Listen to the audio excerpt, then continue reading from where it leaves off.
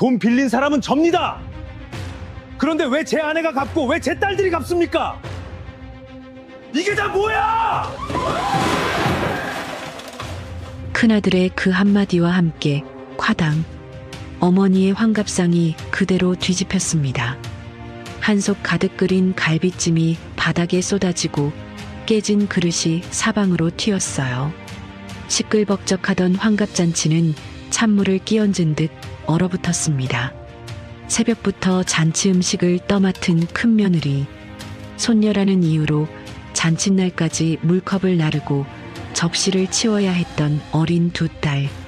그런데 둘째네 손자는 할머니 무릎에 앉아 용돈 봉투를 받고 있었어요.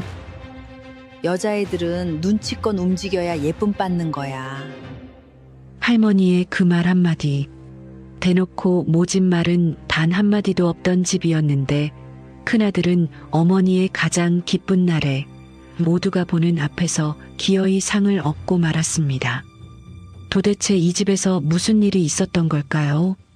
시작하기 전에 지금 이 사연 어디에서 듣고 계신가요? 그리고 구독과 좋아요도 한 번씩만 눌러주세요. 여러분의 그 작은 손길이 다음 이야기를 만드는 큰 힘이 됩니다. 지금부터 시작하겠습니다. 큰아들 내외가 사는 곳은 시댁 건물의 2층이었어요.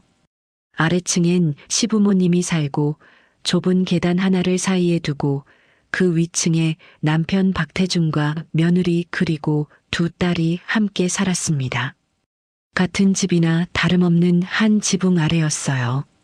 처음부터 이렇게 살았던 건 아니었습니다. 결혼할 때만 해도 두 사람은 작지만 따로 전셋집을 얻어 시작했어요. 그런데 모아둔 돈이 부족해 전세금이 한참 비었습니다. 그때 그 모자란 돈을 보태준 사람이 시부모님이었어요. 덕분에 단출하게나마 두 사람만의 보금자리에서 신혼을 시작할 수 있었습니다. 그런데 몇 해 뒤 태준이 친구와 함께 차린 작은 가게가 2년을 못 버티고 무너졌어요. 빚만 남기고 문을 닫았죠. 태준 혼자 감당하기엔 버거운 빚이라 이번에도 시부모님이 나서서 형편을 메워주었습니다. 그 일로 살림이 빠듯해지자 결국 살던 전셋집을 빼고 빚부터 정리하기로 했어요. 그 무렵 시어머니 오복내가 이렇게 말했습니다. 이 형편에 따로 전세 끼고 사는 건 무리다. 그냥 우리 집 2층으로 들어와라. 식구끼리 가까이 살면 좋지 않겠니? 말은 고마운 제안이었습니다. 그렇게 태준네 식구는 살던 전셋집을 정리하고 시댁 2층으로 들어왔어요. 그런데 그 계단 하나가 지연에게는 좀처럼 끝나지 않는 일거리의 통로가 될 줄은 그때만 해도 몰랐습니다. 들어와 살면서 끼니는 자연스럽게 1층에서 다 함께 먹는 것으로 정해졌어요. 시어머니가 한 집 식구인데 따로 밥 차릴 게 뭐 있냐며 그렇게 정한 거예요. 그러니 두 집의 밥상을 차리고 치우는 일은 고스란히 지연의 몫이 되었습니다. 2층은 잠만 자는 방이나 다름없었고 지연이 깨어있는 시간의 대부분은 1층 부엌에 매여 있었어요. 태주는 어머니 앞에만 서면 늘 작아졌어요. 어려울 때마다 부모님께 손을 벌렸던 그 기억이 태준의 어깨를 짓눌렀거든요. 어머니가 무슨 말을 해도 태준은 좀처럼 토를 달지 못했습니다. 그러니 그 빈자리를 메우는 건 늘 아내 지연의 몫이었어요. 지연의 하루는 1층에서 시작해 1층에서 끝났습니다. 아침이면 시부모님과 식구들 진지를 차렸고 설거지가 끝나면 곧바로 청소며 빨래가 기다렸어요. 점심을 차리고 치우고 나면 어느새 저녁을 준비할 시간이었습니다. 김장철엔 배추 절이는 일까지 지연 차지였어요. 시어머니는 인터폰 한 번이면 언제든 며느리를 부를 수 있었습니다. 지연아, 잠깐 내려와 봐라. 2층에서 잠깐 숨을 돌리고 있다가도 그 한마디면 지연은 하던 일을 멈추고 계단을 내려가야 했어요. 설거지일 때도 있었고 장봐 온 것을 정리하는 일일 때도 있었습니다. 어떤 날은 그저 말동무가 되어 달라는 것이었지만 대개는 손을 보태야 하는 일이었어요. 처음엔 지연도 서운한 마음을 내비친 적이 있었습니다. 그러면 시어머니는 부드럽게 그러나 단단하게 말했어요. 얘 한 집에 살면서 그 정도도 못하겠니? 우리가 너희 힘들 때 어떻게 했는데? 그 말이 나오면 지연은 입을 다물 수밖에 없었어요. 힘들 때 어떻게 했느냐는 말.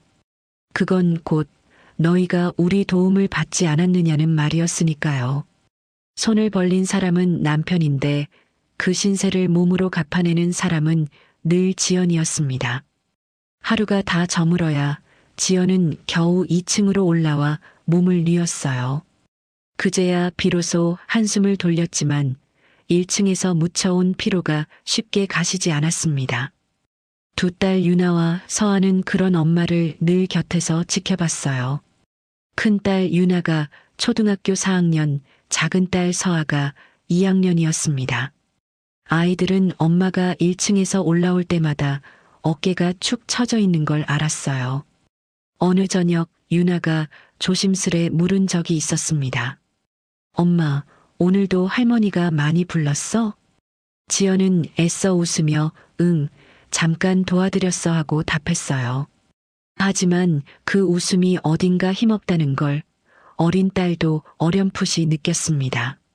남편 태준도 모르지 않았어요. 아내가 종일 1층에 매여 지쳐가는 걸요. 그런데 그는 그 모습을 볼 때마다 슬그머니 시선을 돌렸습니다. 어머니께 한마디 하려고 마음을 먹으면 어김없이 지난날 진 신세가 떠올랐거든요. 그 앞에서 태주는 늘 입을 닫았고 그렇게 침묵하는 사이 아내의 짐은 점점 무거워졌어요. 계단 하나를 사이에 둔 그 집에서 지연은 며느리이자 일꾼으로 살아가고 있었습니다. 1층의 부름은 끝이 없었고 2층의 휴식은 늘 짧았어요. 그래도 지연은 묵묵히 견뎠습니다. 언젠가는 이 생활도 끝이 나겠지 하는 막연한 마음 하나로요. 하지만 그 끝이 언제일지는 지연 자신도 알 수 없었습니다. 그렇게 하루하루를 견디던 어느 날 시어머니의 환갑이 코앞으로 다가왔어요. 환갑을 이틀 앞둔 아침이었습니다. 지연이 2층에서 빨래를 개고 있는데 인터폰이 요란하게 울렸어요. 받자마자 들려온 건 시어머니의 목소리였습니다. 지연아, 얼른 좀 내려와 봐라. 할 일이 태산이다.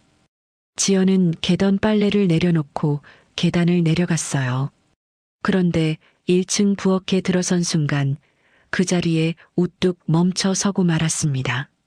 부엌이 발 디딜 틈 없이 가득 차 있었어요.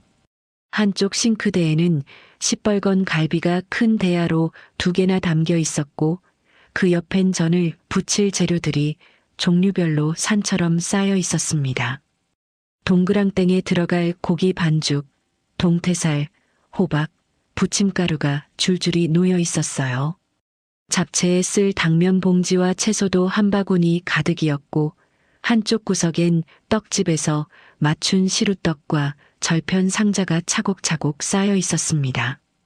거기에 손님들에게 돌릴 답례품 박스까지 빈 상자들이 거실 한편을 가득 메우고 있었어요. 지연은 눈앞이 아득해졌습니다. 이걸 다 사람 손으로 하라는 건가 싶었어요. 손님 수를 가늠해봐도 이 양이라면 며칠 밤을 새워도 모자랄 판이었습니다. 갈비 핏물을 빼고 양념에 재우는 일만 해도 하루가 꼬박 걸리고 저는 종류별로 붙이다 보면 끝이 없는 일이었어요. 시어머니는 앞치마를 두른 채 그 한복판에 서서 지연을 보더니 반색했습니다. 왔구나. 자, 이게 다 환갑상에 올릴 거다. 식당 빌려서 대충 하는 집도 많다만 우리 집은 그렇게 안 한다. 손수한 음식이 올라가야 정성이 보이는 거지. 지연은 조심스럽게 입을 열었어요. 어머님, 양이 너무 많은데요. 이걸 다 집에서 하려면 사람을 좀 쓰거나 몇 가지는 맞추는 게 어떨까요? 그러자 시어머니의 표정이 살짝 굳었습니다. 그러더니 이내 부드러운 말투로 그러나 단호하게 말했어요. 예, 남의 손 빌린 음식은 다 티가 나는 법이야. 그리고 이런 건 원래 큰 며느리가 해야 모양이 사는 거다. 둘째한테 시키면 사람들이 뭐라고 하겠니? 큰 며느리 멀쩡히 두고 둘째를 부린다고 흉이나 보지. 큰 며느리가 해야 모양이 산다는 말. 그 말 앞에서 지연은 또 할 말을 잃었습니다. 거절하면 정성 없는 며느리가 되고 받아들이면 이 산더미 같은 일을 혼자 떠안아야 했어요. 어느 쪽으로도 빠져나갈 구멍이 없는 말이었습니다. 그리고 너 손 빠른 거 내가 알지. 네가 하면 깔끔하잖니. 다른 사람한테 맡기면 내가 영 마음이 안 놓여서 그래. 시어머니는 그렇게 덧붙이며 지연의 어깨를 툭툭 두드렸어요. 칭찬 같기도 하고 떠넘김 같기도 한 그 손길에 지연은 어색하게 웃을 수밖에 없었습니다. 지연은 다시 부엌을 둘러봤어요. 시뻘건 갈비, 산더미 같은 전 재료, 당면 봉지, 떡 상자, 빈 답례품 박스. 그 모든 것이 이제 자기 손을 거쳐야 한다는 사실이 무겁게 어깨를 눌렀습니다. 환갑잔치라면 응당 즐거운 일이어야 했어요. 시어머니의 예순생신을 온 가족이 축하하는 자리니까요. 그런데 지연에게 그 잔치는 축하가 아니라 끝이 보이지 않는 거대한 숙제처럼 느껴졌습니다. 네, 어머님. 제가 할게요. 결국 지연의 입에서는 그 말이 나왔어요. 시어머니는 그제야 환하게 웃으며 그래. 역시 우리 큰 며느리가 최고다 하고는 안방으로 들어갔습니다. 홀로 부엌에 남은 지연은 길게 한숨을 내쉬었어요. 그러고는 팔을 걷어붙였습니다. 한숨은 한숨이고 일은 일이었으니까요. 먼저 시뻘건 갈비 대야를 끌어다 싱크대에 올렸어요. 핏물을 빼려면 지금부터 물에 담가둬야 했거든요. 차가운 물에 손을 담그자 손끝이 금세 시려왔습니다. 이 많은 일을 언제 다 끝낼 수 있을지 지연은 가늠조차 되지 않았어요. 부엌 창밖으로는 환갑이 이틀 남은 하늘이 무심하게 맑기만 했습니다. 갈비를 물에 담가두고 잠깐 허리를 펴는데 거실 쪽에서 시어머니의 통화 소리가 들려왔어요. 둘째 며느리와 통화를 하는 모양이었습니다. 그런데 그 목소리가 방금 지연에게 일을 떠넘기던 때와는 사뭇 달랐어요. 한결 부드럽고 살가운 목소리였습니다. 오냐, 그래. 바쁜데 뭘 그렇게까지 마음을 쓰니. 선물은 무슨 그냥 몸만 와도 되는데. 그래도 네가 그렇게 챙겨주니 어미는 고맙구나. 지연은 부엌에서 그 통화를 들으며 가만히 손을 멈췄어요. 잠시 뒤 시어머니가 전화를 끊고 부엌으로 들어왔습니다. 얼굴에 흐뭇한 웃음이 가득했어요. 둘째가 글쎄 이번에 내 환갑 선물로 좋은 가방을 사준다는구나. 백화점에서 제일 좋은 걸로. 그 비싼 걸 척척 사주겠다니 마음 씀씀이가 어쩜 그렇게 곱니디. 지연은 조심스럽게 물었어요.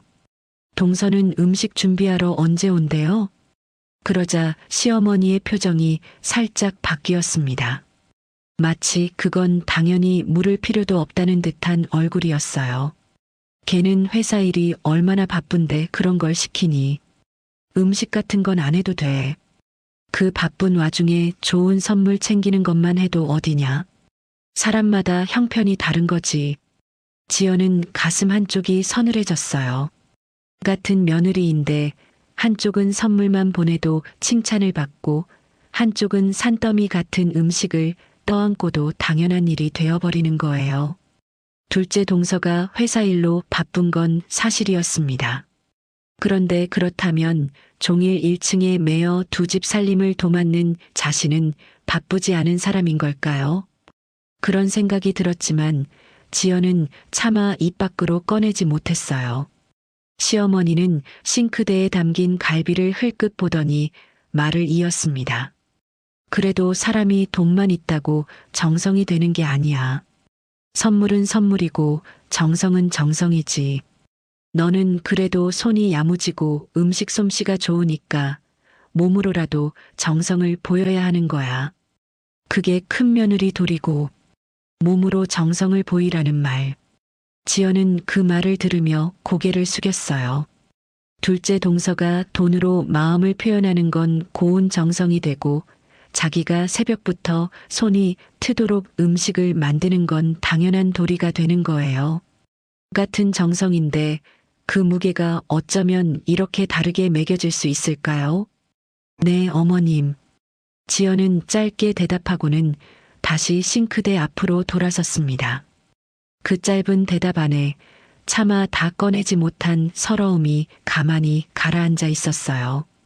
시어머니는 만족한 듯 그래, 우리 큰며느리가 이렇게 마음을 알아주니 든든하다 하고는 다시 안방으로 들어갔습니다. 홀로 남은 지연은 갈비를 담근 물을 새로 갈았어요. 핏물이 빠진 붉은 물을 버리고 맑은 물을 받는데 문득 둘째 동서 생각이 났습니다. 둘째 동서가 미운 건 아니었어요. 회사를 다니며 아이를 키우는 게 쉽지 않다는 것도 알았습니다. 그저 서운한 건 자기에게만 너무도 당연하게 모든 일이 몰린다는 사실이었어요. 누구는 가방 하나로 효도하는 며느리가 되고 누구는 종일 몸을 써도 그저 도리를 다하는 것뿐인 며느리가 되는 그 차이가 지연의 마음을 자꾸만 시리게 만들었습니다. 지연은 차가운 물에 손을 담근 채 산더미처럼 쌓인 전 재료와 떡 상자와 답례품 박스를 다시 한번 둘러봤어요. 이 모든 걸 혼자 해내야 한다는 사실이 새삼 무겁게 다가왔습니다. 그래도 이를 악물고 다음 일을 시작했어요. 양념장을 만들 간장과 설탕, 다진 마늘을 꺼내놓고 갈비에 밴 핏물을 한 번 더 헹궜습니다. 손은 부지런히 움직였지만 마음 한구석은 자꾸만 그 통화 소리로 돌아갔어요. 선물은 선물이고 정성은 정성이라던 말. 지연은 그 말을 곱씹을수록 자기가 하는 일이 정성으로조차 제대로 대접받지 못하는 것 같아 마음이 더 무거워졌습니다. 그래도 멈출 수는 없었어요. 환갑은 이틀밖에 남지 않았고 이 부엌의 모든 일은 오롯이 자기 손을 기다리고 있었으니까요. 지연은 시린 손을 앞치마에 쓱 닦고는 묵묵히 다시 갈비 양념을 시작했습니다. 밤이 깊어서야 태준이 2층으로 올라왔어요. 지연은 그제야 1층 일을 마치고 막 올라와 소파에 몸을 기댄 참이었습니다. 하루 종일 갈비를 재우고 전 재료를 손질하느라 어깨며 허리가 끊어질 듯 아팠어요. 손끝은 찬물에 오래 담갔던 탓에 퉁퉁 불어 있었고 손톱 밑에는 양념 냄새가 깊이 배어 있었습니다. 태주는 지친 아내의 모습을 보고 머뭇거리다 어색하게 한마디를 건넸어요. 오늘도 많이 힘들었지. 지연은 천천히 고개를 들었습니다. 평소 같으면 괜찮다고 웃어넘겼을 거예요. 그런데 그날은 그 말이 나오지 않았어요. 너무 지쳤고 너무 서러웠거든요. 여보, 나 정말 힘들어요. 그 음식을 다 나 혼자 하라는 거예요. 갈비에 전에 잡채에 떡이랑 답례품까지. 이게 한 사람이 할 수 있는 양이에요? 태주는 잠시 말이 없었어요. 그러더니 늘 그랬듯 조심스럽게 아내를 달래기 시작했습니다. 이번만 참자. 응? 어머니 환갑이 자주 있는 것도 아니고 딱 한 번이잖아. 그리고 우리도 그동안 받은 게 있고 하니까. 이럴 때 우리가 좀 나서야 부모님 마음도 편하시지. 받은 게 있다는 말. 그 말이 나오는 순간 지연의 얼굴에서 표정이 천천히 사라졌어요.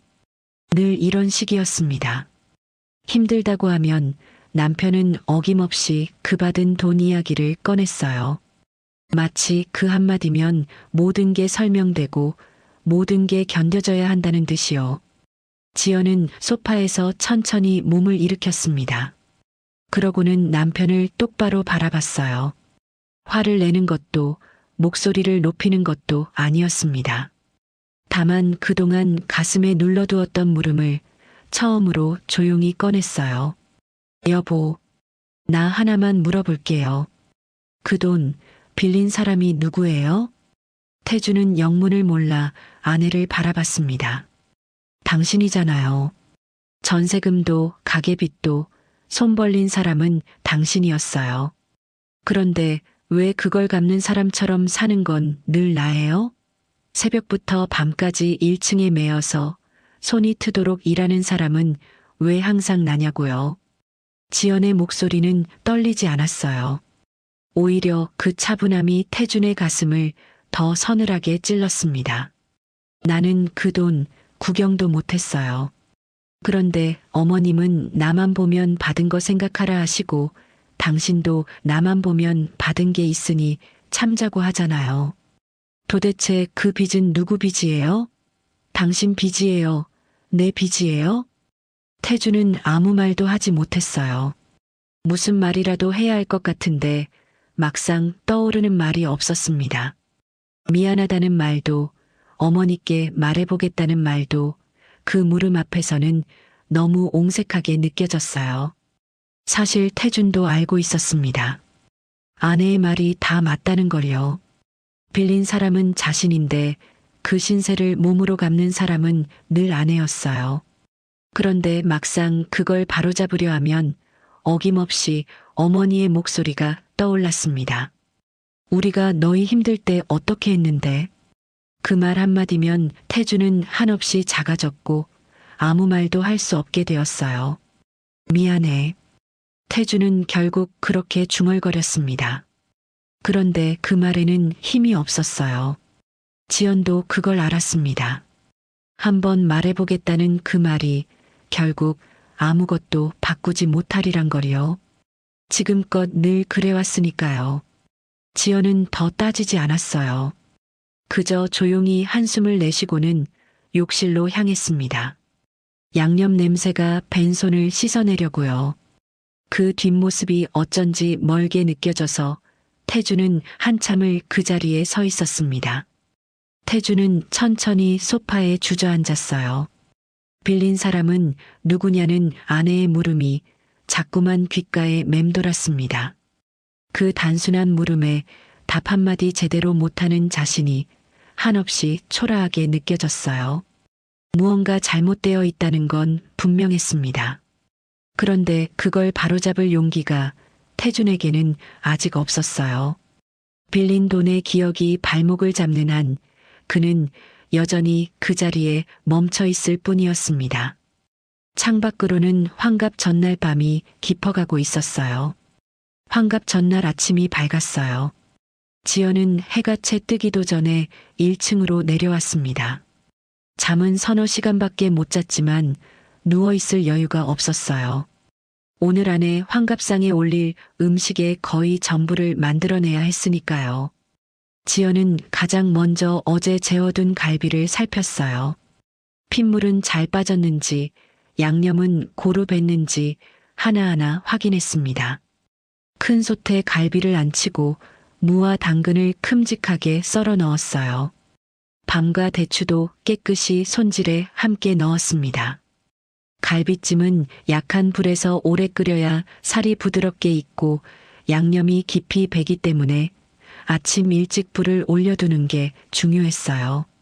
솥에서 김이 오르기 시작하자 부엌 안에 달큰하고 짭조름한 냄새가 퍼졌습니다. 다음은 전이었어요. 전이야말로 손이 가장 많이 가는 일이었습니다. 동그랑땡에 넣을 고기 반죽을 치대고 동태살에 밀가루와 달걀물을 입혔어요. 호박과 고추도 얇게 썰어 부칠 준비를 했습니다. 지연은 커다란 프라이팬 2개를 동시에 올려놓고 쉴 새 없이 전을 부쳤어요. 기름이 사방으로 튀어 팔뚝이 따끔거렸지만 손을 멈출 수가 없었습니다. 부쳐야 할 전이 산더미처럼 남아 있었거든요. 노릇하게 익은 전을 채반에 옮겨 담는 동안에도 다음 반죽이 그릇 가득 지연을 기다리고 있었어요. 전을 부치는 사이사이 잡채 준비도 해야 했습니다. 당면을 미리 물에 불려두고 채소를 일일이 채 썰었어요. 시금치는 데쳐서 무치고 당근과 양파와 버섯은 따로따로 볶았습니다. 잡채는 재료를 한꺼번에 볶으면 색이 탁해지고 식감이 죽기 때문에 종류별로 따로 볶아야 했어요. 그만큼 손이 많이 가고 시간이 오래 걸리는 음식이었습니다. 지연의 이마에는 어느새 땀이 송골송골 맺혔어요. 그렇게 지연이 부엌을 한 사람 몫의 서너 배로 움직이고 있을 때 시어머니가 부엌으로 들어왔습니다. 시어머니는 직접 손을 보태지는 않았어요. 대신 식탁 한쪽에 앉아 이것저것 지시를 하기 시작했습니다. 예, 갈비찜은 간을 좀 세게 해라. 손님들은 간이 좀 있어야 맛있다고 하더라. 지연이 네하고 대답하기 무섭게 시어머니의 말이 또 이어졌어요. 저는 좀 작게 부쳐. 한 입에 들어가야 집어먹기 좋지. 그렇게 크게 부치면 모양도 안 나고. 잡채에 고기도 좀 넣었니? 고기 없는 잡채는 허전해 보여. 냉장고에 소고기 있을 거다. 그것도 채 썰어서 넣어라. 지시는 끝이 없었습니다. 지연은 두 손이 모자랄 지경인데 시어머니는 새로운 일을 자꾸만 얹었어요. 그러면서도 정작 칼 한 번, 프라이팬 한 번 잡지는 않았습니다. 그저 앉아서 입으로만 거들 뿐이었어요. 지연은 묵묵히 그 모든 지시를 따랐습니다. 갈비찜 간을 다시 맞추고 전을 더 작게 붙이고 소고기를 채 썰어 잡채에 넣었어요. 등에는 땀이 흥건했고 다리는 오래 서 있어 후들거렸습니다. 그래도 쉴 틈이 없었어요. 잠깐 허리라도 펴려고 하면 시어머니의 다음 지시가 어김없이 날아왔으니까요. 예, 거기 떡은 아직 안 꺼냈니? 미리 꺼내서 보기 좋게 담아둬야지. 지연은 네, 어머님하고 대답하며 떡 상자를 꺼냈어요. 그러면서 속으로 생각했습니다. 차라리 옆에서 채소 하나라도 같이 썰어주시면 얼마나 좋을까. 입으로 하는 지시보다 손 하나가 더 절실한 순간이었어요. 하지만 그런 말은 입 밖에 내지 못했습니다. 그저 시키는 대로 손을 움직일 뿐이었어요. 해가 중천에 떠오를 무렵에도 부엌 일은 절반밖에 끝나지 않았습니다. 갈비찜은 아직 더 끓여야 했고 저는 여전히 산더미였으며 잡채는 이제 막 무치기 시작한 참이었어요.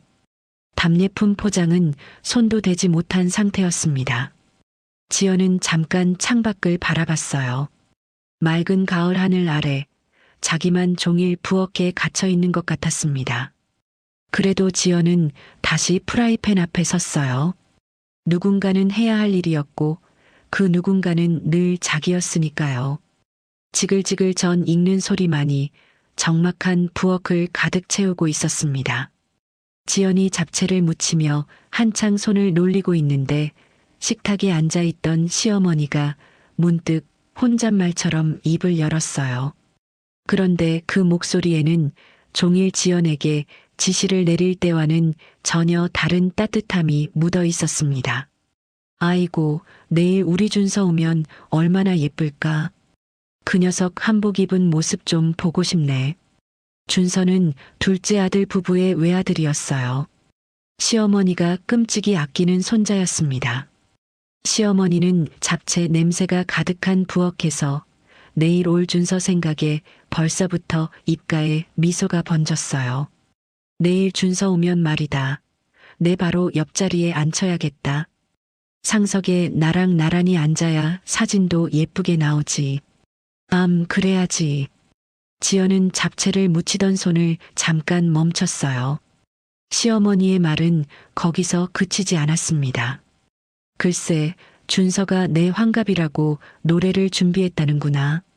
어찌나 기특한지. 둘째 며느리가 그러는데 며칠을 연습했다더라. 할머니 좋아하는 노래로 골랐다고. 시어머니의 목소리가 점점 들떴어요. 마치 그 노래를 벌써 듣기라도 한 듯 흐뭇한 표정이었습니다. 내일 사람들 다 모인 자리에서 준서가 노래를 부르면 동네 사람들이 얼마나 부러워하겠니? 요새 그렇게 할미 위하는 손주가 어디 흔한 줄 아니? 우리 준서가 복덩이야, 복덩이. 지연은 묵묵히 잡채를 무치며 그 말을 들었어요. 가슴 한쪽이 어쩐지 서늘해졌습니다. 시어머니가 준서를 아끼는 거야 당연한 일이었어요. 그런데 종일 부엌에 매여 음식을 만드는 자기에게는 지시뿐이면서 아직 오지도 않은 손자 이야기에는 저렇게 환하게 웃는 모습을 보니 마음 한구석이 묘하게 시렸습니다. 문득 지연은 자기 두 딸 생각이 났어요. 유나와 서아는 한 집에 살며 날마다 할머니 얼굴을 보는 손녀들인데 시어머니는 한 번도 그 아이들 자리를 입에 올리지 않았습니다. 멀리 사는 준서는 오기도 전에 상석에 앉히고 노래를 시키고 사진을 예쁘게 찍어줄 생각을 하면서 정작 한 지붕 아래 사는 자기 손녀들에 대해서는 아무런 말이 없었어요. 그때 시어머니가 다시 입을 열었습니다. 아, 맞다. 지연아, 내가 깜빡할 뻔했네. 내일 준서 용돈 봉투 하나 따로 챙겨놔라. 두둑하게. 노래까지 하는데 빈손으로 보낼 수야 없지. 봉투는 저기 안방 서랍에 있을 거다. 지연은 네, 어머님하고 대답했어요. 그러면서 속으로 가만히 헤아려 봤습니다. 준서 용돈 봉투는 따로 챙기라고 하시는데 우리 유나와 서아 것은 어떻게 하실까? 그런데 차마 그걸 물어볼 수가 없었어요. 물어봤다가 걔들은 식구니까 됐다는 말이라도 들으면 그게 더 서러울 것 같았거든요. 시어머니는 신이 난 듯 말을 이었습니다. 아유, 생각만 해도 내일이 기다려지네. 지연은 무치던 잡채를 큰 접시에 담으며 조용히 고개를 끄덕였어요. 입으로는 그러게요. 어머님하고 맞장구를 쳤지만 마음속은 그렇지가 못했습니다. 같은 손주인데 누구는 오기도 전에 상석 자리가 정해지고 누구는 자리 이야기조차 나오지 않는 거예요. 누구는 노래를 부르며 박수를 받을 거고 누구는 어쩌면 또 물컵이나 나르고 있을지도 모를 일이었습니다. 지연은 그런 생각을 애써 떨쳐내려 했어요. 아직 일어나지도 않은 일을 미리 걱정해서 뭐 하나 싶었거든요. 그래도 한 번 든 그 불안은 쉽게 가시지 않았습니다. 시어머니가 저렇게 준서 자리를 미리 정해두는 걸 보니 내일 잔치상의 그림이 어렴풋이 그려지는 것 같았어요. 지연은 다시 손을 움직였습니다. 떡을 보기 좋게 담고 갈비찜 간을 다시 보았어요. 부엌길은 여전히 산더미였고 시어머니의 준서 자랑은 그 뒤로도 한참을 이어졌습니다. 지연은 그 이야기를 들으며 묵묵히 손만 놀렸어요. 부엌 창밖으로는 환갑 전날의 오후가 천천히 기울어가고 있었습니다. 오후가 되자 현관문 열리는 소리가 났어요. 학교를 마친 유나와 서아가 돌아온 거예요. 두 딸은 가방을 맨 채 2층으로 올라가려다 1층 부엌에서 새어나오는 음식 냄새와 분주한 기척을 느끼고는 발걸음을 멈췄습니다. 엄마, 나왔어. 큰딸 유나가 부엌을 빼꼼 들여다봤어요. 부엌은 그야말로 난장판이었습니다. 갈비찜 솥에서는 김이 펄펄 올라오고 채반마다 전이 산처럼 쌓여 있었어요. 식탁이며 싱크대며 발 디딜 틈 없이 그릇과 재료가 널려 있었고 그 한복판에서 엄마가 땀에 젖은 채 종종거리고 있었습니다. 거실 한편에는 아직 손도 못 댄 답례품 박스가 산더미처럼 쌓여 있었어요. 유나는 그 광경을 보고는 가방을 슬그머니 내려놓았습니다. 옆에 선 작은 딸 서아도 마찬가지였어요. 두 아이는 누가 시키지도 않았는데 자연스럽게 부엌 쪽으로 다가왔습니다. 엄마가 저렇게 힘들어하는 걸 보고 그냥 올라갈 수가 없었던 거예요. 엄마, 우리가 도와줄게. 뭐 하면 돼? 지연은 전을 붙이다 말고 딸들을 돌아봤어요. 미안한 마음이 먼저 들었습니다. 학교 다녀와서 좀 쉬어야 할 아이들인데 또 일을 거들게 하는 것 같아서요. 아니야, 너희는 올라가서 숙제하고 쉬어.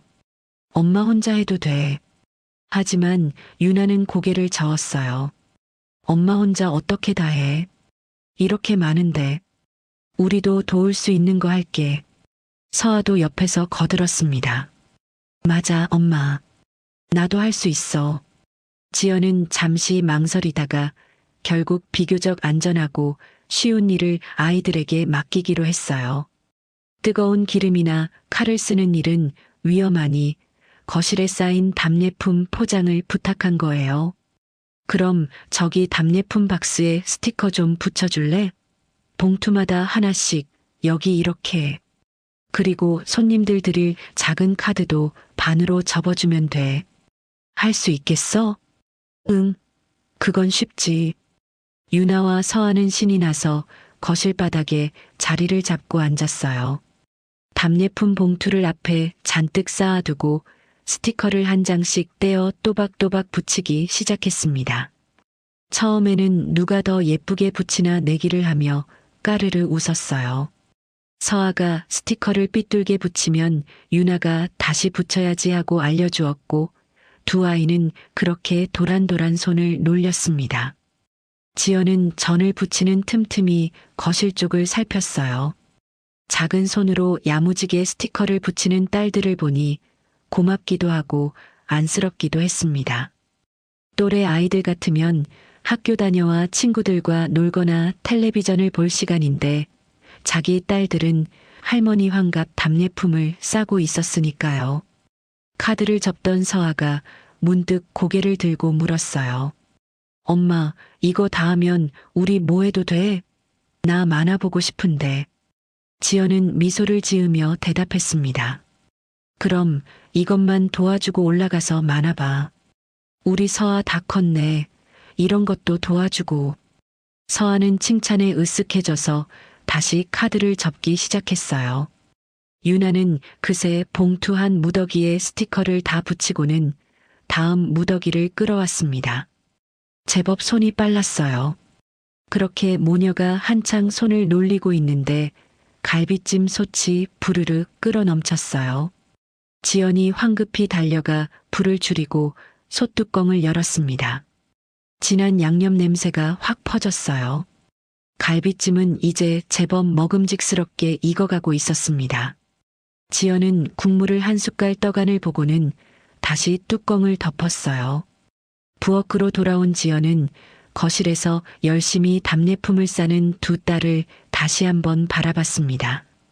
작은 손들이 부지런히 움직이는 모습이 기특하면서도 마음 한구석이 어쩐지 편치 않았어요. 엄마를 돕겠다고 스스로 나선 거니까 나쁜 일은 아닌데 어쩐지 그 모습이 낯설지 않게 느껴졌거든요. 마치 자기가 늘 1층 부엌에서 일하던 모습을 어린 딸들이 작게 따라 하고 있는 것 같았습니다. 지연은 그 생각을 애써 떨치고는 다시 프라이팬을 잡았어요. 부엌에는 전 익는 소리가, 거실에는 스티커 떼는 소리가 나란히 울렸습니다. 환갑 전날 오후는 그렇게 분주하게 흘러가고 있었어요. 유나와 서아가 거실에서 한창 답례품을 싸고 있을 때였어요. 안방에 있던 시어머니가 거실로 나왔습니다. 두 손녀가 바닥에 앉아 봉투에 스티커를 붙이고 카드를 접는 모습을 보더니 시어머니의 얼굴에 흐뭇한 웃음이 번졌어요. 아이고, 우리 손녀들 좀 봐라. 이렇게 앉아서 야무지게 일을 하네. 시어머니는 두 아이 곁으로 다가와 그 모습을 한참 들여다봤습니다. 유나가 봉투에 스티커를 반듯하게 붙이는 것도 서아가 카드를 정확히 반으로 접는 것도 보기에 퍽 기특했던 모양이에요. 역시 여자애들이라 손끝이 야무지구나. 이런 건 어려서부터 배워둬야 하는 거야. 여자가 손이 야무져야 어디 가서든 사랑받지. 살림이든 일이든 다 손에서 나오는 거란다. 그 말을 들은 지연은 부엌에서 전을 붙이다 말고 손을 멈췄어요. 가슴 한쪽이 서늘하게 식는 것 같았습니다. 칭찬처럼 들리는 말이었지만 지연의 귀에는 그렇게만 들리지 않았거든요. 어려서부터 배워둬야 한다는 말. 그건 마치 우리 손녀들도 앞으로 이런 일을 도맡을 사람이라고 미리 못을 박는 말처럼 들렸어요. 지연은 문득 한 가지 생각이 스쳤습니다. 시어머니는 멀리 사는 손자 준서에게는 단 한 번도 이런 건 어려서부터 배워야 한다고 말한 적이 없었어요. 준서에게는 상석에 앉히고 노래를 시키고 용돈 봉투를 두둑이 챙겨주면서 정작 자기 손녀들에게는 야무지게 일하는 법을 칭찬하고 있었던 거예요. 같은 손주인데 한쪽은 귀하게 대접받고 한쪽은 일하는 법부터 배워야 하는 거였습니다. 시어머니는 그것도 모른 채 흡족한 표정으로 말을 이었어요. 유나야, 서아야. 너희가 이렇게 할미 일을 도와주니 얼마나 예쁜지 모르겠다. 앞으로도 할미 척척 도와줘야 한다. 알았지? 유나가 고개를 끄덕이며 네, 할머니 하고 대답했어요. 서아도 따라서 배시시 웃었습니다. 아이들은 그 말이 무슨 뜻인지 깊이 알지 못했어요. 그저 할머니가 칭찬해주니 좋아서 더 열심히 손을 놀릴 뿐이었습니다. 하지만 지연은 그 광경을 보며 마음이 무거워졌어요. 자기가 10년 넘게 1층 부엌에 매여 살아온 그 자리에 어린 딸들이 어느새 한 발씩 들여놓고 있는 것 같았거든요. 여자가 손이 야무져야 사랑받는다는 그 말은 지연이 시집온 첫날부터 귀에 못이 박이도록 들어온 말이었습니다. 그 말 한마디에 묶여 지금껏 살아왔는데 이제 그 말이 딸들에게로 고스란히 넘어가고 있었어요. 지연은 전을 부치던 프라이팬을 가만히 내려다봤습니다. 노릇하게 익은 전이 채반에 가득 쌓여 있었어요. 이 음식들도 거실의 답례품도 결국 자기 손에서 나온 것이었습니다. 그리고 이제 그 손의 일이 어린 두 딸의 작은 손으로 천천히 이어지고 있었어요. 지연은 그 사실이 두려웠습니다. 자기야 며느리니까 견딘다 쳐도 저 어린 것들까지 이 집에서 일하는 사람으로 자라게 두고 싶지는 않았거든요. 어머님, 애들은 이것만 하고 올라가서 쉬라고 할게요. 숙제도 해야 하고요. 지연이 조심스럽게 말을 꺼냈어요. 어떻게든 아이들을 그 자리에서 빼내고 싶은 마음이었습니다. 그러자 시어머니가 손을 내저으며 말했어요. 아유, 좀 더 거들면 어떠니? 이런 거 도와주는 게 다 상교육이야. 너도 어려서 안 그랬겠니? 다 그렇게 배우면서 크는 거지. 지연은 더 말하지 못하고 입을 다물었습니다. 상교육이라는 그 말 앞에서 또 할 말을 잃은 거예요. 거실에서는 여전히 두 딸이 스티커를 떼고 카드를 접는 소리가 사각사각 들려왔어요. 시어머니는 그 모습을 흐뭇하게 바라보고 있었고 지연은 그 모든 광경을 부엌 문턱에서 무거운 마음으로 지켜볼 수밖에 없었습니다. 지연은 다시 프라이팬 앞으로 돌아섰어요. 손은 전을 붙이고 있었지만 마음은 온통 거실의 두 딸에게 가 있었습니다. 무언가 단단히 잘못되어 가고 있다는 느낌이 가슴속에 작은 돌멩이처럼 내려앉았어요. 그 돌멩이는 시간이 갈수록 점점 더 무거워지는 것만 같았습니다. 밤이 깊었어요. 시계는 어느새 밤 11시를 넘기고 있었습니다. 그런데도 1층 부엌의 불은 꺼지지 않았어요. 지연은 여전히 답례품 정리를 마저 하고 있었고 유나와 서아도 졸린 눈을 비비면서 엄마 곁을 떠나지 않았습니다. 올라가서 자라고 몇 번을 말했지만 두 아이는 엄마 혼자 두고 가기가 영 마음에 걸렸던 거예요. 지연이 답례품 봉투를 상자에 차곡차곡 담고 있는데 유나가 카드를 접던 손을 멈추고 조심스럽게 입을 열었어요. 한참을 망설이다 꺼낸 듯한 목소리였습니다. 엄마. 응? 할머니 생신인데 우리는 왜 계속 이래? 지연은 답례품을 담던 손을 멈췄어요. 무슨 말이냐고 되물으려는데 유나가 먼저 말을 이었습니다. 준서는 내일 와서 노래만 부르면 되잖아. 할머니 옆에 앉아서 노래 한 곡 하고 용돈도 받고. 그런데 우리는 어제부터 계속 일하고 있어. 답례품 싸고 카드 접고. 오늘도 학교 갔다 와서 계속 했잖아. 왜 우리만 이래? 지연은 아무 말도 하지 못했어요. 그 물음이 너무도 단순하고 정확해서 가슴이 쿡 찔리는 것 같았습니다. 어른들은 그럴듯한 핑계로 덮어왔던 일을 아이는 가장 솔직한 말로 짚어내고 있었던 거예요. 준서는 귀한 손주라 노래만 하면 되고 우리는 왜 일을 해야 하느냐는 그 물음에 지연은 도무지 답을 찾을 수가 없었습니다.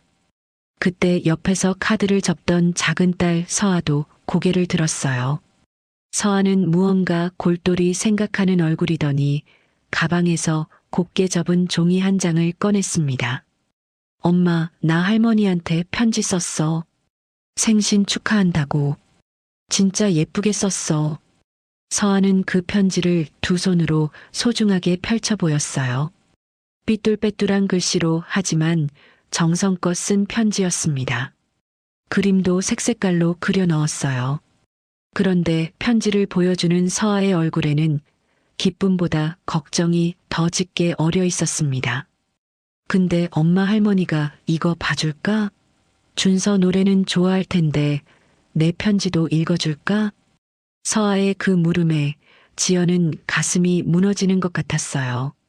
어린 딸이 벌써부터 그런 걱정을 한다는 게 너무도 마음 아팠습니다. 아이는 자기가 정성껏 쓴 편지조차 할머니가 봐주지 않을까봐 미리 마음을 졸이고 있었던 거예요.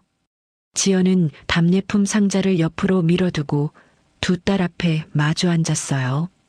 무슨 말이라도 해주고 싶었습니다.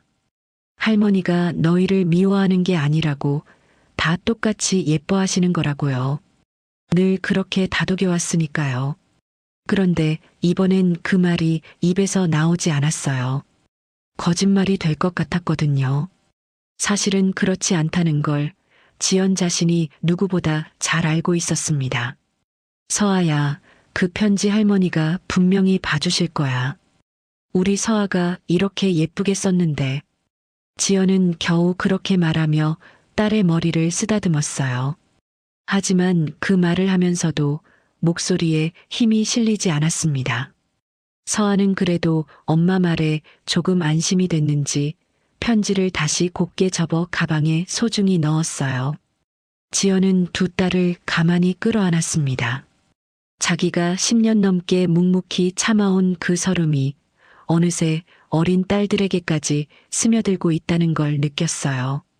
유나는 왜 우리만 일하느냐 묻고 서아는 편지조차 봐줄까 걱정하고 아이들은 이미 이 집에서 자기들이 어떤 자리에 있는지를 어렴풋이 알아채고 있었던 거예요. 그 무렵 태주는 야근을 마치고 늦은 밤에야 집에 돌아왔습니다.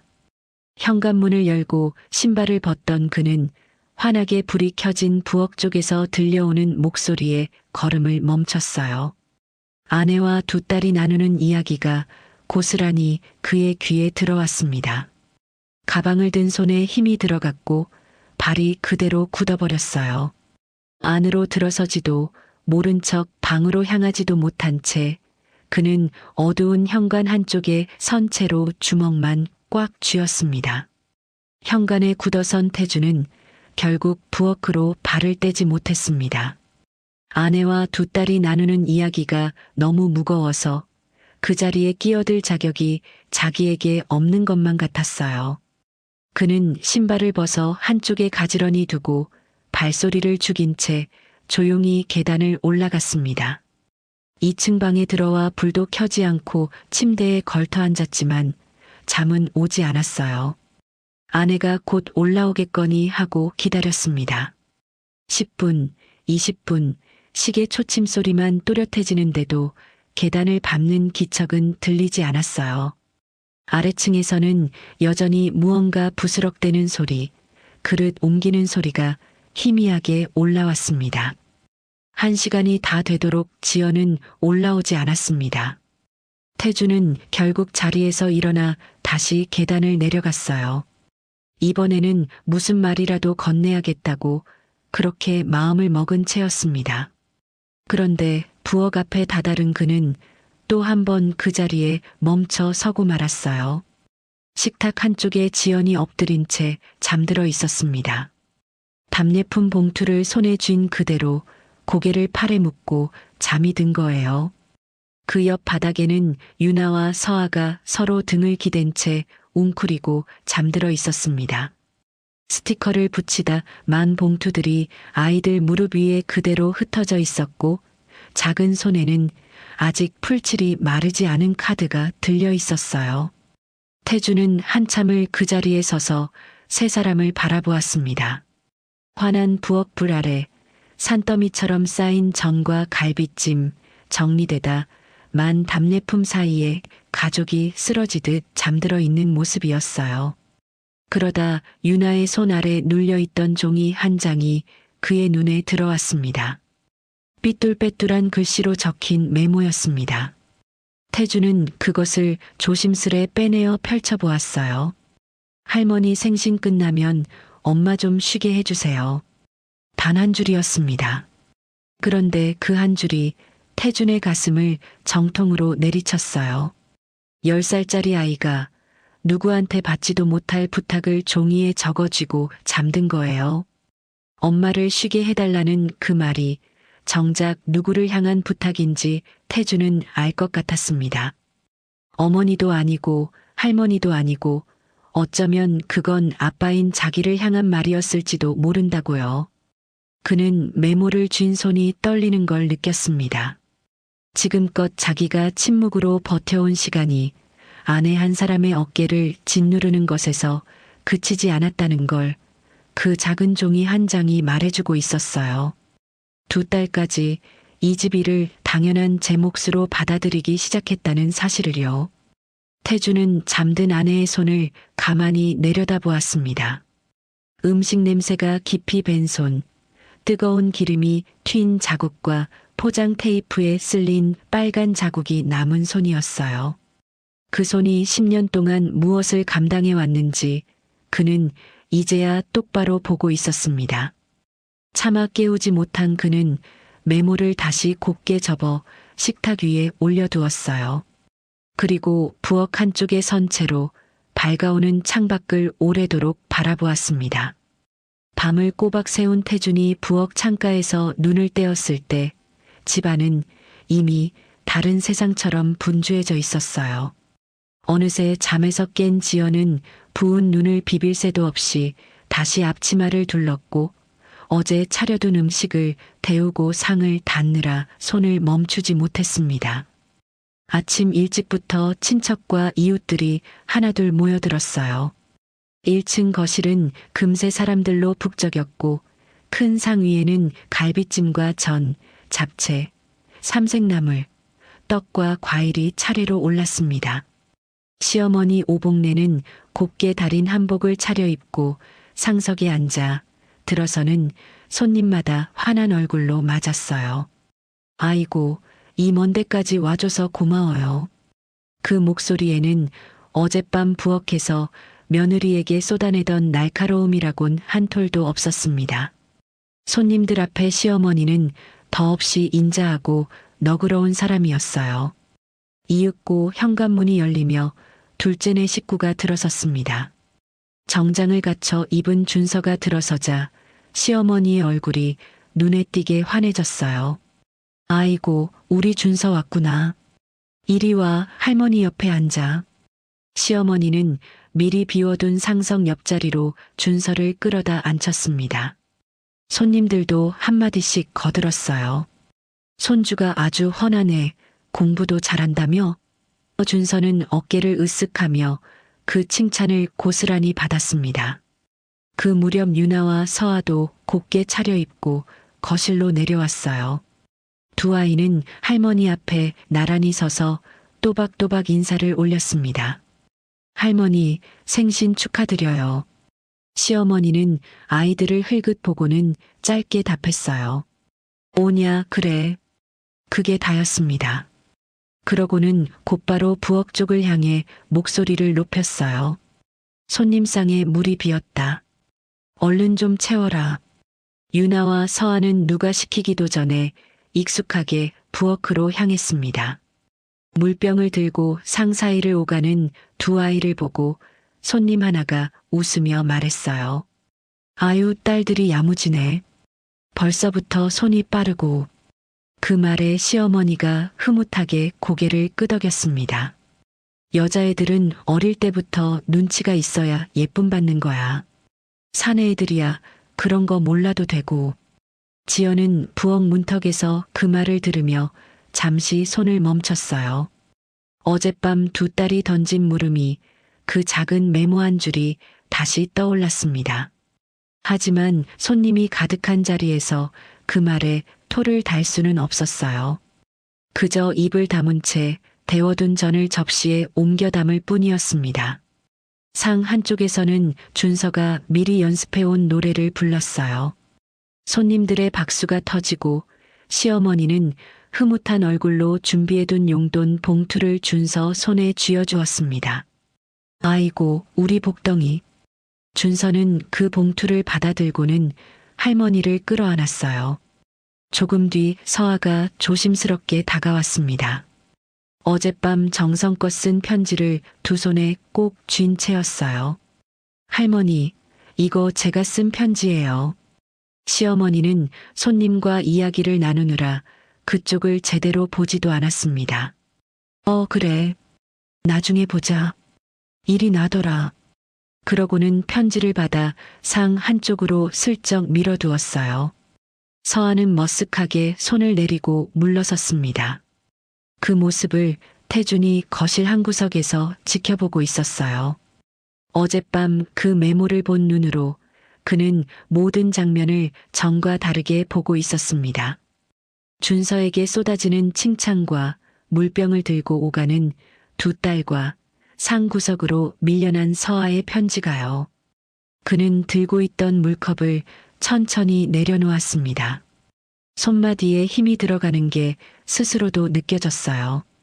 무언가 목 끝까지 차오르는 걸 그는 아주 간신히 눌러 참고 있었습니다.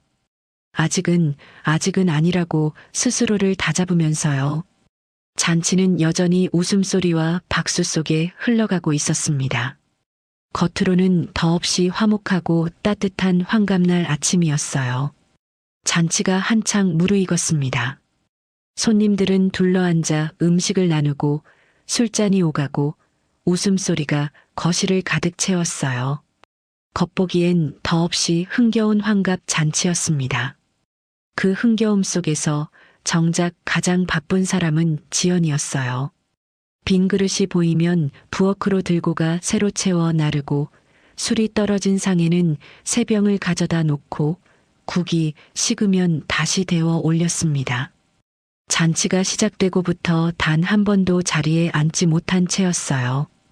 두 딸도 엄마를 따라 상 사이를 종종거리며 물을 나르고 수저를 챙겼습니다. 반면 둘째 며느리는 상석 가까운 자리에 곧게 앉아 손님들과 한가로이 담소를 나누고 있었어요. 차려진 음식을 집어먹으며 어머님, 이 갈비찜 간이 딱 맞네요 하고 웃을 뿐 빈 그릇 하나 나르는 법이 없었습니다. 그 손에는 물 한 방울 묻지 않았어요. 누가 시키지도 않았고 시킬 생각조차 하는 사람이 없었습니다. 그저 오랜만에 만난 친척들과 안부를 주고받고 준서 자랑을 늘어놓고 가끔 웃음을 터뜨리는 게 둘째 며느리가 그 자리에서 하는 일의 전부였어요. 그 모습을 보던 한 친척 어른이 시어머니에게 한마디 건넸습니다. 큰 며느리가 참 일을 잘하네. 이 음식을 다 혼자 했다고? 시어머니는 기다렸다는 듯 흐뭇하게 웃었어요. 아무렴. 우리 큰 며느리야 손이 야무지지. 이런 건 또 몸으로 하는 사람이 해야 정성이 들어가는 거 아니겠어. 그러고는 슬쩍 목소리를 낮춰 덧붙였습니다. 둘째 며느리는 또 어찌나 살뜰한지 이번에 좋은 가방을 다 사왔지 뭐야. 백화점에서 제일 좋은 걸로. 바쁜 애가 그 와중에 그런 걸 챙겼으니 기특하지. 지연이 마침 그 곁을 지나다 그 말을 들었습니다. 같은 며느리인데 한 사람은 비싼 가방으로 효도하는 며느리가 되고 한 사람은 새벽부터 부엌에 서서 몸으로 갚아야 하는 사람이 되어 있었어요. 손에 든 빈 그릇이 갑자기 묵직하게 느껴졌지만 지연은 아무 말 없이 부엌으로 향했습니다.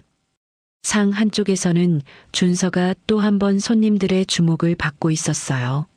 시어머니는 준서의 머리를 쓰다듬으며 자랑을 늘어놓았습니다. 우리 준서가 노래도 잘하고 공부도 1등이고 아주 집안의 보배야. 손님들이 박수를 치자 준서는 웃줄에서 어깨를 폈어요. 그 옆에서 유나와 서하는 빈 접시를 포개어 부엌으로 나르고 있었습니다. 같은 손주인데 한 아이는 상석에서 박수를 받고 두 아이는 그 박수 사이를 그릇을 들고 오갔어요. 서하가 문득 걸음을 멈추고 상 위를 바라보았습니다. 아침에 자기가 건넨 편지가 여전히 펼쳐지지도 않은 채 음식 접시 사이에 밀려나 있었어요. 양념 국물이 한쪽 귀퉁이에 살짝 묻어 있었습니다. 서하는 그 편지를 한참 바라보다 아무 말 없이 다시 그릇을 들고 돌아섰어요. 그 모든 장면을 태준이 거실 구석에서 지켜보고 있었습니다. 아내가 단 한 번도 앉지 못하고 종일상 사이를 도는 모습, 둘째 며느리는 곱게 앉아 담소만 나누는데 아내는 몸으로 갚는 사람이 되어 있는 것, 준서는 상석에서 박수를 받고 자기 두 딸은 그 사이를 그릇을 들고 오가는 것, 그리고 서하가 정성껏 쓴 편지가 음식 사이에 처박힌 채 양념에 젖어가는 것. 어젯밤 그 메모를 보기 전이었다면 태주는 이 모든 걸 그저 늘 있는 일로 넘겼을지도 몰라요. 명절이면 제사면 집안 행사면 의례 그래왔으니까요. 하지만 지금 그의 눈에는 그 익숙한 풍경이 하나하나 다르게 박혀 들어왔습니다. 할머니 생신 끝나면 엄마 좀 쉬게 해주세요. 그 한 줄이 자꾸만 귓가에 맴돌았어요. 자기가 침묵으로 버텨온 세월이 결국 아내 한 사람을 넘어 두 딸에게까지 흘러가고 있다는 사실이요. 태주는 들고 있던 잔을 천천히 내려놓았습니다. 손마디가 하얗게 변하도록 주먹을 쥐었다 폈어요. 목 끝까지 차오른 무언가를 그는 마지막 안간힘으로 누르고 있었습니다. 그때였어요. 시어머니가 물병을 나르던 유나를 불러 세우더니 손님들이 다 듣는 자리에서 이렇게 말했습니다. 유나야, 너도 이런 거 어릴 때부터 잘 배워둬라. 여자가 이런 거 못하면 시집가서 욕먹는 법이야. 엄마 닮아서 일은 야무지게 하니 됐다만. 거실에 잠깐 웃음이 번졌어요. 손님들에게는 그저 지나가는 덕담이었을지도 모릅니다. 하지만 그 말을 들은 지연의 얼굴이 굳었고 영문도 모른 채 물병을 든 유나가 어색하게 웃었어요. 그리고 그 순간 거실 구석에 서 있던 태준의 안에서 무언가가 천천히 그러나 분명하게 끊어지고 있었습니다. 유나가 어색하게 웃으며 다시 물병을 들려는 순간이었어요. 거실 구석에 있던 태준이 천천히 자리에서 일어섰습니다. 의자 다리가 바닥을 긁는 소리에 가까이 있던 몇몇 손님이 그쪽으로 고개를 돌렸어요. 유나야, 그거 내려놔. 태준의 목소리는 크지 않았지만 이상하리만치 또렷했습니다. 유나가 영문을 몰라 아빠를 올려다봤어요. 태준은 한 번 더 말했습니다. 그거 내려놓고 서아 데리고 엄마한테 가 있어. 두 아이가 머뭇거리며 손에 든 물병과 그릇을 내려놓았어요. 그러고는 종종 걸음으로 부엌 문턱에 선 엄마 곁으로 가붙었습니다. 거실의 웃음소리가 조금씩 잦아들기 시작했어요. 시어머니가 미간을 찌푸리며 아들을 쳐다봤습니다. 얘가 갑자기 왜 이래? 손님들 다 계신데. 태주는 대답하지 않았어요. 대신 천천히 환갑상 앞으로 걸어갔습니다. 그러고는 두 손으로 상 모서리를 잡았어요. 태준아, 너 뭐하는? 말이 끝나기도 전이었습니다. 태주는 상을 힘껏 밀어 엎었어요. 와장창, 갈비찜이며 잡채, 전과 떡이 한꺼번에 바닥으로 쏟아졌습니다. 그릇이 깨지고 국물이 사방으로 튀고 상다리가 허공으로 뒤집혔어요. 거실은 순식간에 얼어붙었습니다. 방금까지 웃음소리로 가득하던 자리가 거짓말처럼 조용해졌어요. 시어머니는 입을 벌린 채 아무 말도 잊지 못했고 둘째네 부부는 구석에 선 채 굳어버렸습니다. 준서는 엄마 옷자락을 붙잡았어요. 손님들은 숨조차 제대로 쉬지 못한 채 그 광경을 바라보았습니다. 그 정적 속에서 태준이 입을 열었어요. 어머니, 돈 빌린 사람이 누굽니까? 뜬금없는 물음에 시어머니가 멍하니 아들을 쳐다봤습니다. 그 돈 제가 빌렸습니다. 가게도 제가 차렸다, 제가 말아먹었고요. 그런데 왜 갚는 건 늘 제 아내였습니까? 새벽부터 부엌에 서는 것도, 명절마다, 김장마다 몸이 부서지는 것도 다 제 아내였잖아요. 태준아, 지금 손님들 다 보는데. 시어머니의 목소리가 떨렸어요. 둘째 며느리는 입을 다문 채 슬그머니 고개를 숙였고 손님들은 서로 눈치만 살폈습니다. 이제는 제 딸들 차례까지 왔더군요. 어젯밤에 우리 유나가 뭐라고 쓰고 잠들었는지 아세요? 할머니 생신 끝나면 엄마 좀 쉬게 해주세요. 10살짜리가 그 종이 한 장을 손에 쥐고 잠들었습니다. 태준의 목소리가 조금씩 떨려 나왔어요. 지연이 부엌 문턱에서 그 모습을 바라보며 손으로 입을 막았습니다. 오늘도 똑같았죠. 준서는 상석에 앉혀 노래시키고 용돈 봉투까지 챙겨주시면서 우리 애들한테는 물 떠와라, 그릇 치워라, 그게 다였습니다. 서아가 정성껏 쓴 편지는 펼쳐보지도 않으셨고요. 태주는 바닥에 떨어진 서아의 편지를 집어들었어요. 양념 국물에 젖은 종이였습니다. 그는 그것을 가만히 손에 쥔 채 말을 이었어요.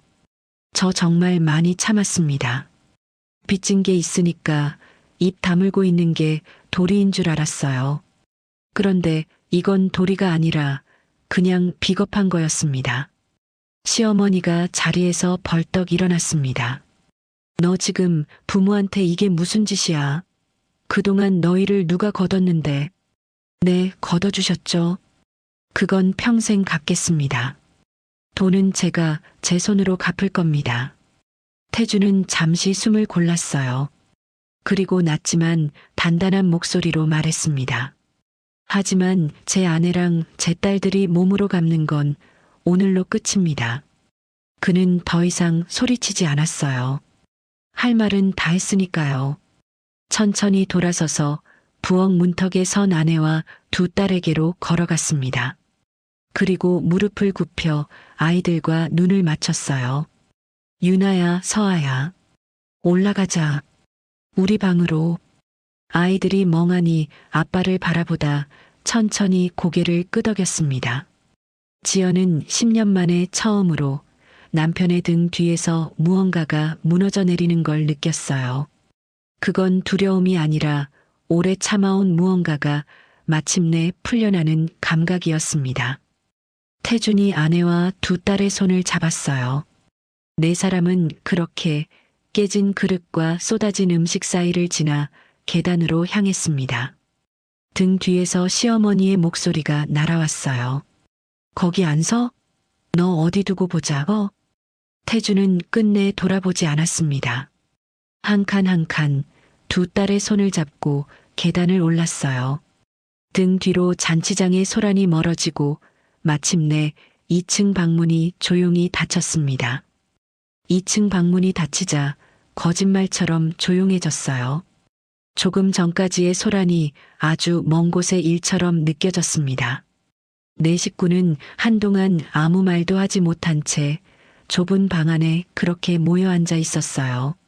먼저 입을 연 건 서아였습니다. 아빠, 우리 이제 혼나는 거야? 태주는 아이를 끌어당겨 품에 안았어요. 아니, 너희는 잘못한 거 하나도 없어. 혼날 사람은 아빠야. 유나가 조심스럽게 물었습니다. 엄마는 괜찮아? 지연은 그제야 참았던 숨을 길게 내쉬었어요. 10년 동안 단 한 번도 제대로 쉬어보지 못한 숨 같았습니다. 눈가가 뜨거워졌지만 이상하게도 슬프지는 않았어요. 응, 엄마 괜찮아. 괜찮아, 우리 딸. 아래층에서는 한동안 어수선한 소리가 이어졌습니다. 손님들이 서둘러 자리를 뜨는 기척, 그릇을 치우는 소리, 시어머니의 높아진 목소리가 간간히 천장을 타고 올라왔어요. 하지만 그 소리들은 더 이상 지연을 부르는 호출이 아니었습니다. 인터폰은 울리지 않았고 잠깐 내려와 봐라 하는 목소리도 없었어요. 밤이 깊어지자 집안은 완전히 가라앉았습니다. 태주는 두 딸을 먼저 재웠어요. 잠든 아이들의 얼굴을 한참 들여다보다 그는 지연 곁에 가만히 앉았습니다. 여보, 내가 너무 늦었지. 지연은 대답 대신 그를 바라보았어요. 태준의 말이 천천히 이어졌습니다. 빚진 게 있으니까 내가 입 다물면 다 둥글게 넘어가는 줄 알았어. 근데 그게 아니었어. 그동안 내가 입 다문 값을 당신이 다 치르고 있었던 거더라. 여보, 미안해. 정말 미안해. 태준의 목소리가 떨렸어요. 지연은 그제야 눈물이 흘렀습니다. 그런데 그 눈물은 지난 10년 동안 부엌에서 혼자 삼키던 그 눈물과는 달랐어요. 누군가 처음으로 자기 편을 들어준 자리에서 비로소 터져나온 눈물이었습니다. 한참 만에 지연이 입을 열었어요. 나 사실 한 번이라도 듣고 싶었어. 어머니 앞에서 당신이 내 편 한 번 들어주는 거 딱 한마디면 됐는데 이제 들을 거야. 앞으로는. 태주는 잠든 두 딸을 돌아보았습니다. 좁은 방, 옷장 하나와 이불 몇 채가 전부인 이 공간이 그래도 오늘만큼은 1층의 그 넓은 거실보다 훨씬 편안하게 느껴졌어요. 그러다 그는 조용히 말했습니다. 우리 이 집에서 나가자. 지연이 놀라 그를 보았어요. 나가자니 어디로? 우리 모아둔 돈도 없는데. 작아도 돼. 단칸방이어도 좋아. 그냥 우리 네 식구만 사는 집. 부엌이 우리 부엌이고 누가 인터폰으로 부르지 않는 집. 그런 데로 가자. 지연은 선뜻 대답하지 못했습니다. 두려움이 없는 건 아니었어요. 빚도 그대로고 형편도 빠듯하니까요. 하지만 태준의 눈빛은 10년 전 부모 앞에서 고개를 떨구던 그 사람의 눈빛이 아니었습니다. 돈은 내가 갚을게. 내 손으로 시간이 걸려도. 대신 당신이랑 애들 몸으로 갚게 하는 건 다신 없어. 지연은 천천히 고개를 끄덕였어요. 무겁던 무언가가 어깨에서 스르르 내려가는 느낌이었습니다. 창밖으로는 어느새 환갑날의 소란이 모두 가라앉아 있었어요.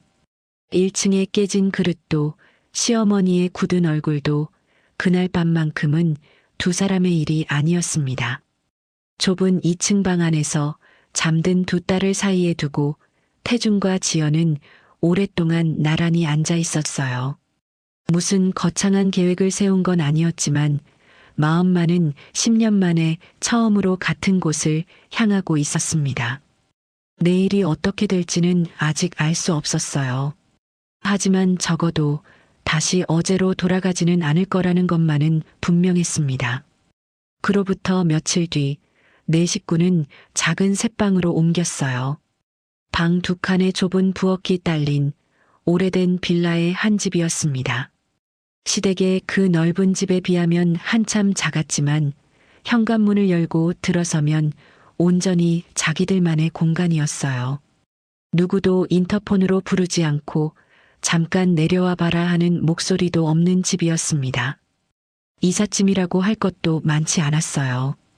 옷가지 몇 상자와 이불, 아이들 책과 장난감이 전부였습니다. 태주는 빌린 돈을 어떻게 갚아나갈지 계획을 정리해 짧은 편지와 함께 부모님께 우편으로 붙였어요. 시어머니에게서는 며칠째 전화가 걸려왔지만 태주는 받지 않았습니다. 대신 매달 얼마씩 갚겠다는 그 약속만은 반드시 지킬 생각이었어요. 이사 첫날 저녁 지연은 좁은 부엌에서 밥을 안 쳤습니다. 거창한 상은 아니었어요. 김치찌개 한 냄비에 계란말이, 김 몇 장이 전부였습니다. 그런데 이상하게도 그 단출한 밥상을 차리는 손이 하나도 무겁지 않았어요. 누군가에게 보여주기 위한 음식이 아니라 그저 우리 식구가 먹을 저녁이었으니까요. 작은 상에 네 식구가 둘러앉았습니다. 지연이 막자리에 앉으려는데 태준이 그녀 앞에 수저를 먼저 가지런히 놓아주었어요. 오늘은 당신이 먼저 들어. 지연이 그를 바라보았습니다. 결혼하고 10년 동안 그녀는 늘 아이들 먼저 먹이고 남편 챙기고 식은 음식을 맨 마지막에 혼자 먹는 사람이었어요. 누군가 자기 앞에 수저를 먼저 놓아준 건 정말 오랜만의 일이었습니다.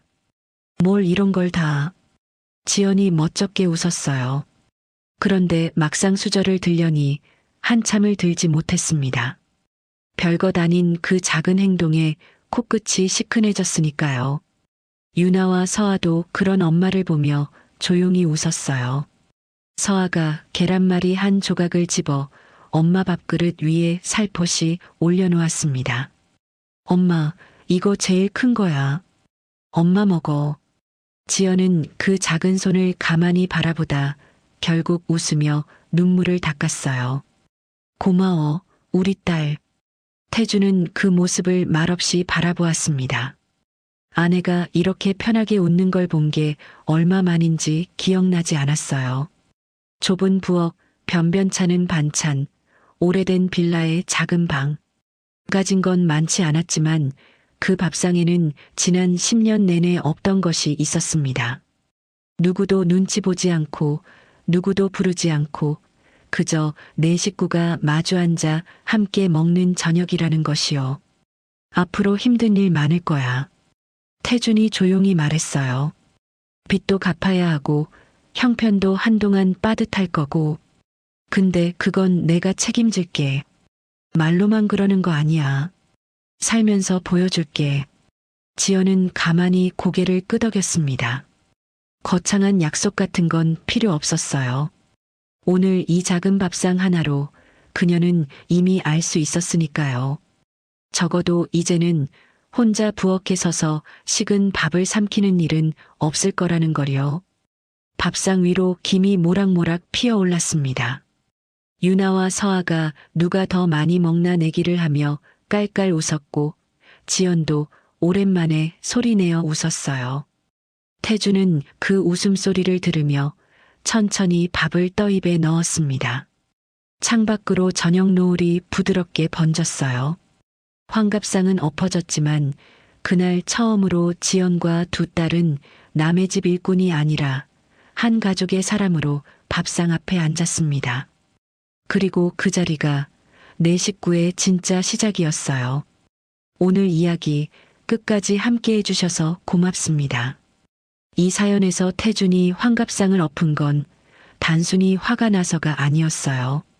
그건 10년 동안 외면해온 자기 자신의 비겁함과 마주한 순간이었습니다. 빚을 졌으니 입을 다무는 게 도리라고 믿었지만 사실 그 침묵의 대가는 늘 아내가 그리고 끝내는 두 딸까지 대신 치르고 있었던 거죠. 우리가 한 번쯤 돌아봐야 할 건 이런 차별이 거창한 사건으로 오지 않는다는 점이에요. 여자애들은 어릴 때부터 눈치가 있어야 한다. 몸으로 정성을 보여야 한다. 웃으며 건네는 이런 한마디들이 누군가에게는 10년을 짓누르는 무게가 됩니다. 그리고 그 무게는 거절하기가 참 어렵죠. 가족이라는 이름으로, 은혜라는 이름으로 묶여 있으니까요. 더 마음이 아팠던 건 아이들이었습니다. 유나와 서아는 누가 가르치지 않아도 엄마가 참고 견디는 모습을 보며 그 역할을 자연스럽게 물려받고 있었어요. 할머니 생신 끝나면 엄마 좀 쉬게 해주세요. 10살짜리가 종이에 적어쥐고 잠든 그 한 줄이 어쩌면 이 이야기 전체에서 가장 무거운 한마디였는지도 모릅니다. 돈은 시간이 걸려도 갚을 수 있어요. 하지만 누군가 혼자 삼켜온 마음의 상처는 그렇게 쉽게 아물지 않습니다. 그래서 오늘 이 이야기가 우리 주변에서 말없이 견디고 있는 누군가를 한 번쯤 떠올려보는 계기가 되었으면 좋겠어요. 그리고 태준처럼 너무 늦지 않게 내 사람의 편에 서주는 한마디를 건넬 수 있기를 바랍니다. 이 이야기가 마음에 와닿으셨다면 잠깐만 시간을 내주세요. 영상 아래 좋아요 한 번이 큰 힘이 됩니다. 그리고 이런 사연을 계속 들려드릴 수 있도록 구독과 알림 설정도 꼭 부탁드릴게요. 다음 이야기도 놓치지 않으실 수 있습니다. 마지막으로 여러분의 생각이 궁금합니다. 만약 여러분이 태준이었다면 그 환갑날 어떻게 하셨을까요? 끝까지 참았을까요? 아니면 상을 엎었을까요? 혹시 여러분 곁에도 말없이 견디고 있는 가족이 있진 않으신가요? 댓글로 여러분의 이야기를 들려주세요. 하나하나 정성껏 읽겠습니다. 그럼 다음 사연에서 또 만나요. 감사합니다.